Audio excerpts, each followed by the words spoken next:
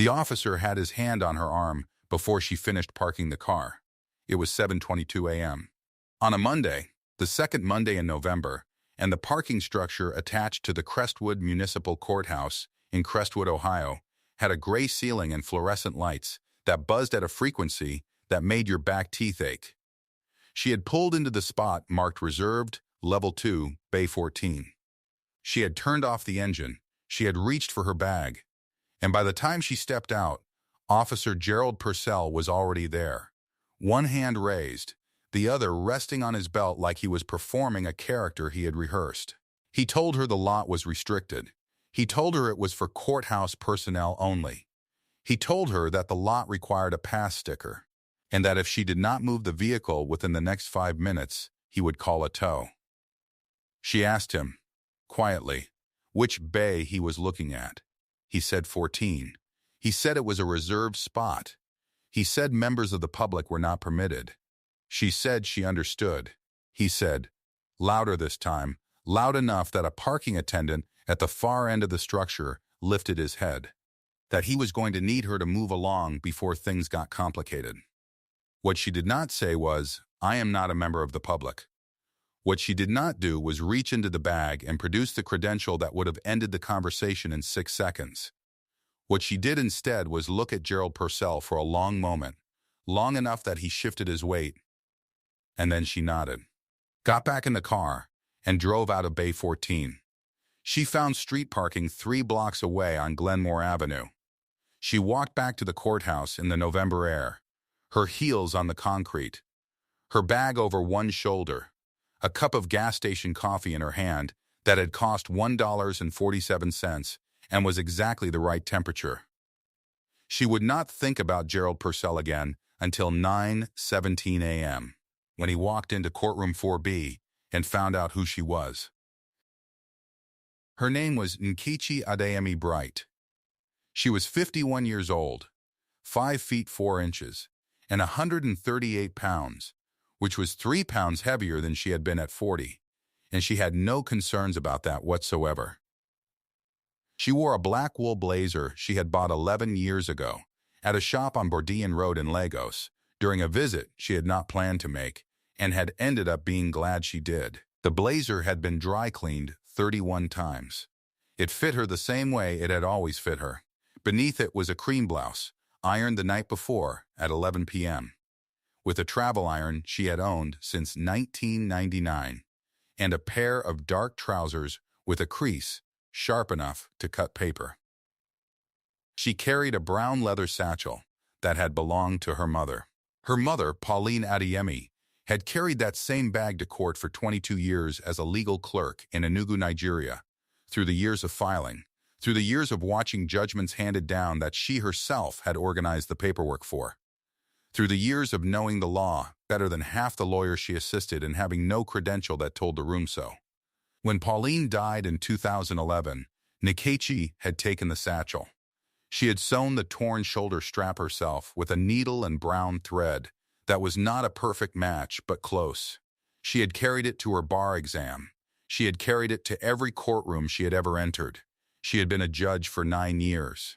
Before that, she had been a litigator for 14.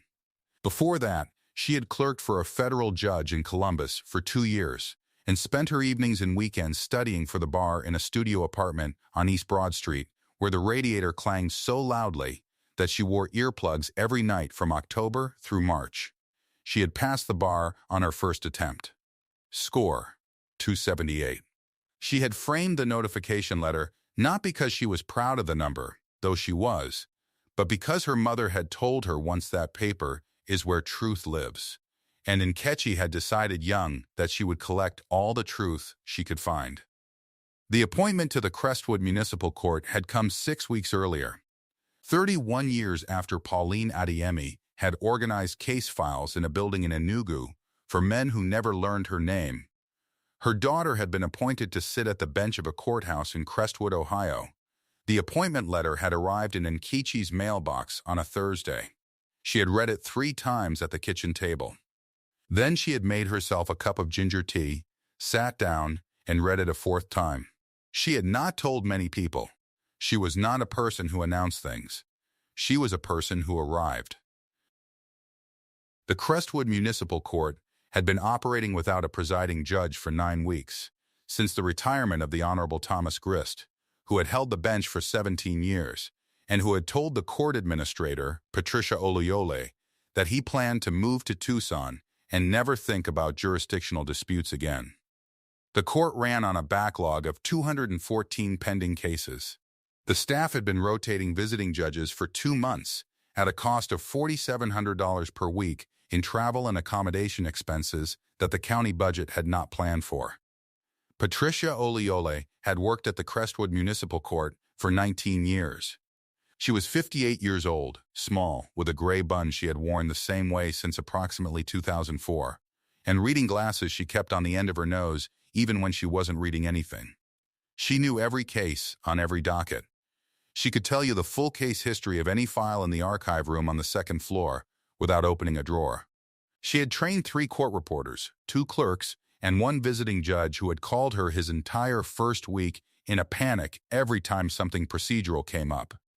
It was Patricia who had arranged Bay 14 for Judge Adeyemi Bright. She had submitted the parking reservation form 3 weeks ago and had received a confirmation number, CW PKG4492. She had taped a printed copy of the reservation to her desk as a reminder and had emailed a copy to the General Courthouse staff inbox on Friday afternoon. Officer Gerald Purcell had not checked the inbox. Gerald Purcell was 36 years old and had been assigned to courthouse security for 4 years after 8 years with the Crestwood PD. He was tall, wide-shouldered, and moved through the parking structure each morning with the deliberate pace of a person who had decided that being in charge of something small was approximately the same as being in charge. He knew the names of 3 judges. He nodded at the lawyers he recognized. He did not, as a rule, look closely at people who arrived in vehicles he did not recognize, wearing clothes that did not signal to him what they were. The vehicle Nkechi Adeyemi Bright had parked in Bay 14 was a 2019 silver Toyota Camry with 87,000 miles on it and a small dent above the rear left wheel well from a parking lot incident in 2022 that she had decided was not worth repairing. It was a sensible car that smelled faintly of cedar and the spearmint gum she kept in the center console. It was not a car that Gerald Purcell's judgment system categorized as belonging to someone he should be careful with. What he had seen when she stepped out of the car, a black woman in her 50s, carrying a bag, in a coat that was not expensive. What he had not seen, because he had not looked, the deliberate way she held herself, the way her eyes moved around the space when she got out, unhurried, specific. The eyes of someone who had been reading rooms professionally for 23 years. The court attendant at the far end of the structure, a young man named Tobena Okafor who had worked there for 7 months, watched the whole interaction from beneath the fluorescent light near the elevator bank. He watched Nkechi Adeyemi Bright get back in her car. He watched her drive away. He looked at Officer Purcell, who was already walking back toward his station like something minor had been resolved. Tobena Okafor had seen the parking reservation email on Friday. He knew exactly who had been in Bay 14. He went back to his station and did not say anything for the next 47 minutes. But he knew something Gerald Purcell did not. And he understood, in the particular way that people who have been underestimated learn to understand, that what was coming was not going to need his help. If this story is already feeling the way I think it is, subscribe so you don't miss what comes next. Because what happens at 9:17 a.m. in courtroom 4B is the part nobody in that building was ready for. Nkechi walked the 3 blocks from Glenmore Avenue to the courthouse entrance on Maple Court Drive. The November air was 38 degrees and smelled like damp concrete, and the particular kind of city morning that arrives before the city is fully awake. The exhaust from a bus that had already passed, coffee from a cart on the corner, the faint metallic bite of cold metal on cold air. The coffee in her hand was still warm enough. She passed a dry cleaner with a sign in the window that said open since 1971. She passed a church with a small board out front that said something she did not stop to read. She passed a woman pushing a stroller, moving fast, with the look of someone running late for something that mattered. She did not feel the November cold the way some people did. She had grown up in Enugu, where cold meant something different. And then, she had spent 32 years in Ohio. And she had made a decision somewhere around year 5 that Ohio cold was simply a condition, not a complaint. Her mother had visited once, in February 2003, and had stood on the sidewalk outside Nkechi's apartment in Columbus in 6 inches of snow and said, in Igbo, something that translated roughly as, "Your people built themselves for heat, but look at you now." She had said it with the tone of a woman who had decided her daughter had become someone capable of surviving anything. Nkechi had not told her mother about the February mornings in Columbus, when the radiator stopped working and she sat at her desk in 2 coats, studying case law, her breath visible in the studio apartment air. She had not told her because her mother already knew. Pauline Adeyemi had spent 22 years walking to a building before sunrise to organize the files that other people would receive credit for. She understood what it meant to be cold in a place you had decided to stay in. She entered through the main courthouse doors at 7:41 a.m. The security guard at the front desk, a different one from Gerald Purcell, a woman named Constance, who had been there 11 years, looked up and said, "Good morning, Judge." Nkechi said good morning back. She went through the metal detector, retrieved her satchel, took the stairs to the 2nd floor, and walked into the chambers that had been prepared for her, a corner room. 14 feet by 16, with a window that looked out directly over the parking structure and, in the far distance, the gray geometry of Crestwood's rooftops against a white November sky. The chambers had a mahogany desk that creaked slightly when you leaned on it, a bookcase that held 11 volumes of the Ohio Revised Code, and a small framed photograph someone had left behind that showed a sunset over a lake, and a chair with one armrest that sat slightly lower than the other. She noticed the armrest immediately. She did not adjust it. She sat down, tested the creak of the desk with her forearm, and decided the desk was fine. She had worked in chambers with worse furniture, including, once, a folding table and a borrowed lamp in a courtroom that was being renovated. She set her mother's satchel on the desk and opened it. Inside, her reading glasses in a soft case, her yellow legal pad, her black pen, a Pilot G2 0.7 mirror. The kind she ordered in boxes of 12, because she went through them at a rate that had once alarmed a colleague who thought it signaled anxiety. She had told him she was fine and that she wrote fast. She also had, in the interior pocket of the satchel, a folded copy of the parking reservation confirmation email, number CWPKG 4492, that Patricia Oluyole had sent on Friday. She had printed it at home, along with the court's 14-page personnel parking policy, which she had read the night before because she read everything before she needed it, not after. She put the folded paper on the corner of the desk. She reviewed the morning's docket, 3 arraignments, 2 sentencing hearings, 1 evidentiary matter. She made 2 notes, underlined 3 case numbers, and circled a procedural issue she wanted to address before the first case was called. At 8:31 a.m., while she was reviewing the Whitmore file, she heard voices in the corridor. 2 people, one of them a man with a carrying voice, explaining something about where the new judge was from. She did not catch the specifics. She kept reading. At 8:44 a.m., she heard the same voice, closer now, say something that included the words Bay 14, and then a short laugh. Then the sound of footsteps moving away. She wrote a note on her legal pad, circled it, turned the page. Patricia Oluyole knocked on the chamber door at 8:49 a.m. She came in carrying a folder and a second cup of coffee, which she set on the desk without being asked. Patricia had seen 37 judges come through this courthouse. She could identify a person who had done their reading by the color of their notepad at 8:49 in the morning. "Parking situation this morning," Nkechi said. It was not a question. Patricia closed the folder. "Officer Purcell. I sent the email Friday. He doesn't always. He'll be in courtroom 4B this morning for the Whitmore arraignment." Patricia nodded once. She said nothing else, which was the correct response, and left. What Patricia did not say, and what Nkechi did not need her to say, was that Gerald Purcell had told at least 2 people in the building about the morning's incident by 8:30 a.m. He had told the story from the position of a person who had done something correct. He had used the phrase members of the public twice. He had said the vehicle was unregistered in the restricted system, which was technically true in the sense that he had not looked at the restricted system at any point that morning. He had not checked the parking reservation log.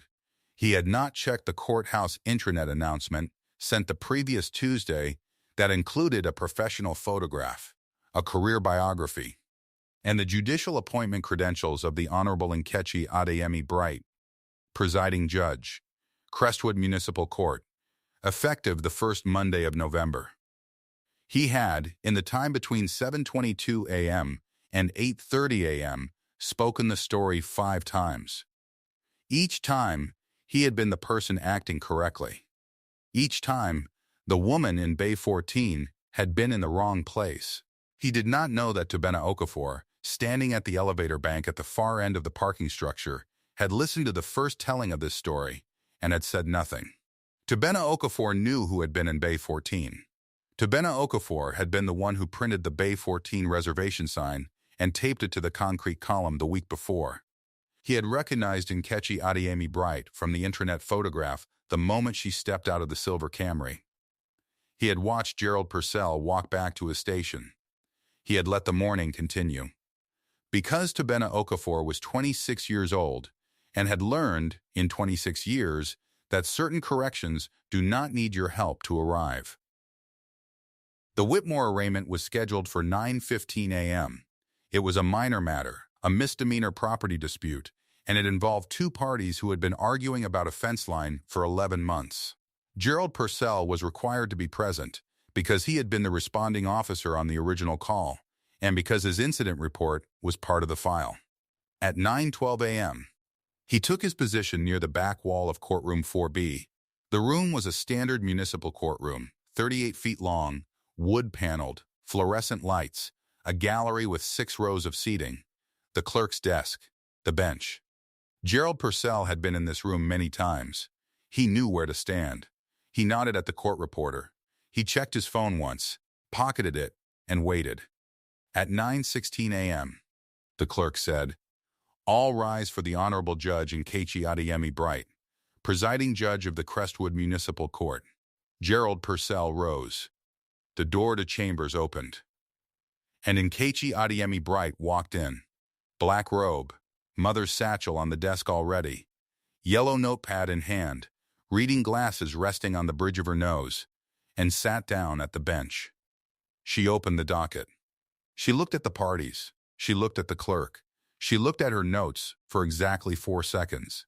Then she looked at Gerald Purcell. Gerald Purcell's face went through several changes in the space of approximately 3 seconds. The first was recognition. The second was something that a person who had been watching him the way Tobena Okafor had been watching him his whole professional life would call understanding. The third was a settling, a stillness, the expression of a person who has just understood that something they said out loud is now part of a record they cannot retrieve. Nkechi Adeyemi Bright did not acknowledge the recognition. She did not pause. She did not let her face do anything except what it always did, which was read the room, evaluate the information, and proceed. She said, "Good morning. We're here for the matter of the City of Crestwood versus Arthur Whitmore. Are the parties represented?" The matter took 22 minutes. Gerald Purcell stood near the back wall for every one of them. She did not call him forward that morning. She did not address him during the Whitmore matter, or either of the 2 cases that followed. The law is not a stage for personal reckonings, and Nkechi Adeyemi Bright had understood this since her 2nd year of practice, when a case she had lost made her cry in a courthouse bathroom for 4 minutes and then stop. Because the law does not care what you feel, only what you can prove and what you can build. What she could build, she was already building. At 12:07 p.m., she sent a memo to the court administrator and the chief of courthouse security. The memo was 2 paragraphs long. The first paragraph documented the incident in Bay 14, timestamp 7:22 a.m. The vehicle, the exchange, the parking reservation confirmation number CWPKG 4492. The second paragraph requested a formal review of courthouse security protocols, specifically the procedures for communicating personnel changes and credential assignments to all security staff, and requested that the review include a documented training process, with completion required within 30 days, to be certified by each officer's direct supervisor. The memo was not personal. It addressed no one by name, except in the factual notation of the incident. It was signed, Nkechi Adeyemi Bright, Presiding Judge, Crestwood Municipal Court. The Chief of Courthouse Security received the memo at 12:09 p.m. He had worked with 6 judges in his 15 years at Crestwood. He had received memos from 2 of them. He read this one 3 times. He called Gerald Purcell into his office at 2:30 p.m. Gerald Purcell was in that office for 31 minutes. What was said in that room remained between those 2 people. What emerged from it, however, was documented, a formal written notice placed in Gerald Purcell's personnel file, a required completion of a 2-day professional conduct training that the county ran out of its Human Resources Department, a meeting with the court administrator, and a reassignment, pending training completion, to the building's public entrance, not the restricted personnel areas. The training program had existed for 4 years. It had never been required for courthouse security before. It would now be required for every new courthouse security officer hired thereafter. Patricia Oluyole drafted the updated policy with her reading glasses on the end of her nose, working from a template and a legal pad in 45 minutes flat. The parking reservation system was also updated. Effective the following Monday, all bay reservations for new personnel would require a physical confirmation receipt that security staff signed upon receiving. No more email-only distribution. Confirmation number CWPKG 4492 became, without fanfare, the reason the system changed. There is a particular kind of person who has learned to carry themselves quietly through rooms where no one knows who they are. They have been doing it long enough that it is no longer strategy. It is simply how they move. Not invisible. Not diminished, just prepared for the exact distance between what people see and what is true. Nkechi Adeyemi Bright had been that person since she was 23 years old and walked into a building in Columbus, Ohio for the first time carrying a bag that had been sewn in Enugu and a mind that had been sharpened on 22 years of watching her mother do the work that the men in the building received the credit for. She had not been wronged by Gerald Purcell in any way that surprised her. She had been wronged by the system that produced him, the assumption that woven into the ordinary air of a parking structure at 7:22 a.m. was the simple, institutional certainty that a black woman in a practical coat, driving a sensible car, could not possibly belong to Bay 14. The system that produced that assumption was old. It had been producing it for a long time. And systems like that are not corrected by one conversation, or one memo, or one formal notice in a personnel file. They are corrected, slowly and permanently, by people who arrive at bench after bench year after year, with the law in their hands and a satchel that belonged to their mother. The world does not always recognize what it is standing in the presence of. Gerald Purcell stood 2 feet from a presiding judge and saw a member of the public. That is not his story alone. It is a story that has been repeating itself in parking structures and lobbies and hospital waiting rooms, in school offices and airport lines for longer than any of us have been watching. What Nkechi did with the hour between Bay 14 and Courtroom 4B is the part worth remembering. She found parking on Glenmore Avenue. She walked 3 blocks in 38-degree air. She bought a coffee for $1.47 that was exactly the right temperature. She arrived at her bench with a yellow notepad and 2 annotations and a crease in her trousers that could cut paper. She did not need the moment in Bay 14 to go differently. She had already won it. If you have ever walked into a room where someone looked right past you and then had to stand there while you did the very thing they decided you couldn't do, leave your answer in the comments. I really want to read it. Subscribe for more stories about hidden strength, quiet power, and the people the world overlooks until they change everything. I'll see you in the next one.